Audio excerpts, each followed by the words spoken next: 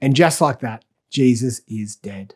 The hopes and dreams of his students, those that were hoping he would take down Rome, those that had followed him around for the last 3 years of his ministry, the growing crowds and the miracles, all built up to him dying and being put away in a very secure tomb with a rock rolled across it, a couple of guards in place.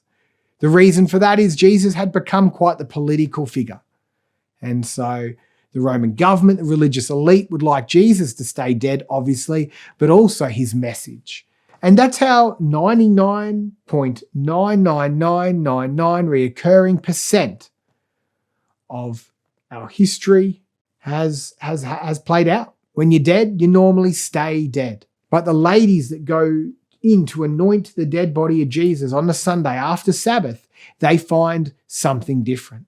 They find an empty tomb, the big heavy stone rolled away, and guards nowhere in sight. The only person inside is a messenger, and he says that Jesus has risen. He's no longer here. Don't look in here. This is where dead bodies lie.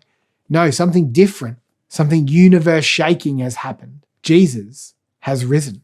And it closes with his two ladies being asked to go tell people, and we know from other accounts they eventually will. But in this account, right now, they're just standing there trembling. I think Mark deliberately finished it in this way.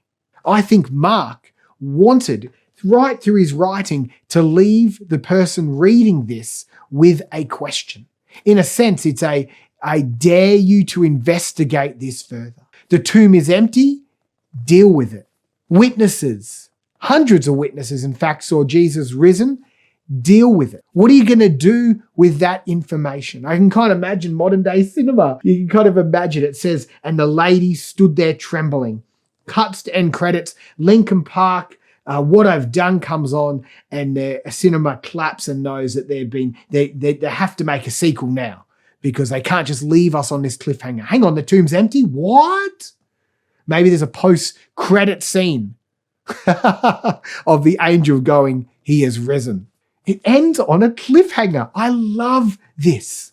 I love this idea that the story isn't over, that Jesus has risen. Deal with it.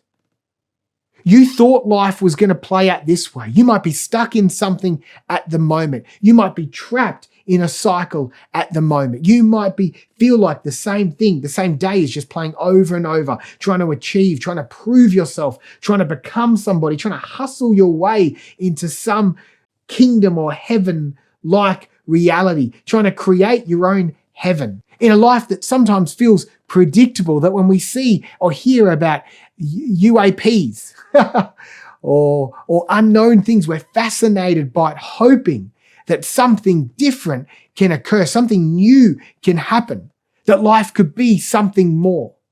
And this is exactly what Mark is proposing by ending this way.